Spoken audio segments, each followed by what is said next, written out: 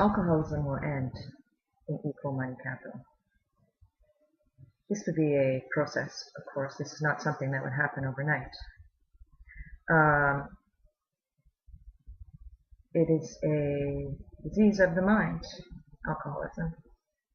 And I found an interesting site online, and I put the link below, which talks about some statistics just concerning the United States. But it was laid out very clearly, and that's why I'm using this particular site. So, alcohol is the #1 drug problem in America. There are more than 12 million alcoholics in the United States. Of all the people, the adults that drink, 6% of them are alcoholics. And that's what's been identified. This blows me away. Americans spend $197 million a day on alcohol. Just a side note, alcohol is a legal drug. That's what it is. Alcohol is a drug, to be clear. $197 million a day on alcohol. Wow. In the United States, a person is killed in an alcohol-related car accident every 30 minutes. And I just thought this part was interesting. People with a higher education are more likely to drink, and higher income people are more likely to drink. Of course, 12 million alcoholics affect many people than that. You grow up in a family. Alcoholism affects family members in a huge way. And in this article it says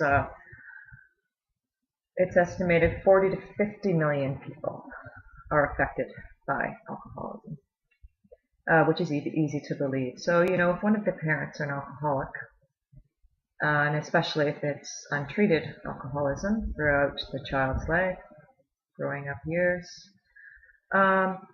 this can affect a person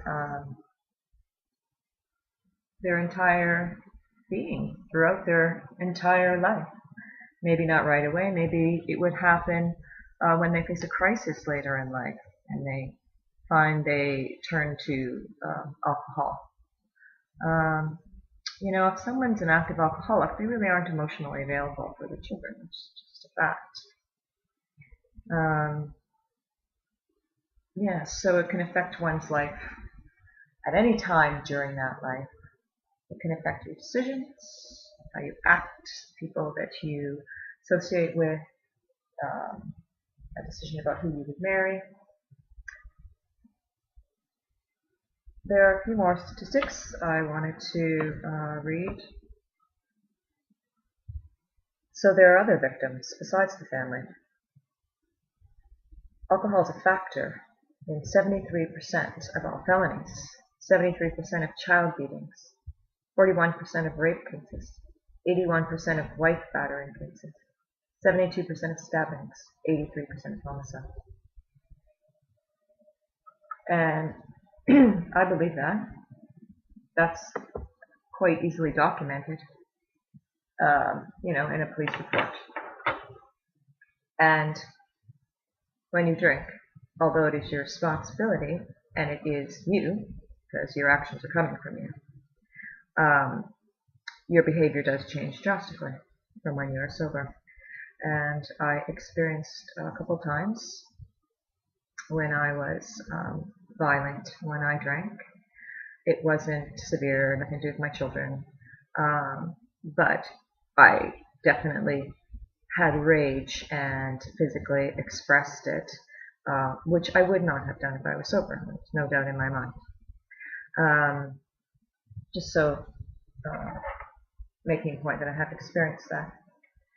So, there is a solution.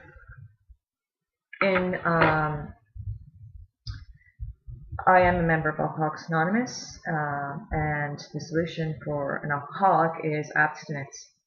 But in an equal money capital system, we would be looking at this point of selling this drug in the same way that we would look at the selling of all drugs. So it would be looked at an equal playing field. What are the benefits to society? What's happening with this? Why are people reaching out for it? And, you know, equal money capital would be a democracy, and we will make a decision together, voted on, whether this drug should be legal or not. Yeah, should it be legal? You know, and I know there's a number of people who would say, well, that's my right. Well, is it your right to take heroin? Is it a right? Is it your right to choose to harm yourself when it affects so many other people? I mean, I suppose when my kids were young, I could say it's my right to go out to a movie tonight. I really feel like it. It'll make me feel good. I need a distraction, and I need to entertain myself. But if my children needed to go to bed and I didn't have a babysitter, well, I didn't have that right. I guess I could have locked the doors and left. But no. It's my responsibility to stay home, even though I want a distraction. I want to feel good. I don't feel good right now. So there's a whole bunch of, when looking at this, looking at the solution, and the question of whether this drug should just be so available, you walk down the street and you buy the drug, consume it. And considering that, you know, someone saying, well, this is my right. In an equal money capital system, over time, you wouldn't have the same stresses.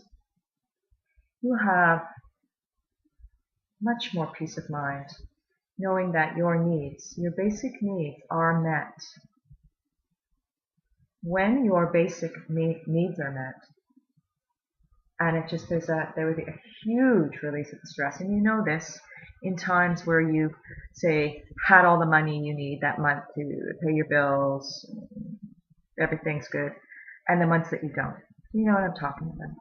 It's a huge relief. You practically feel it, like it took the stress off. Imagine that's what it would be like every day.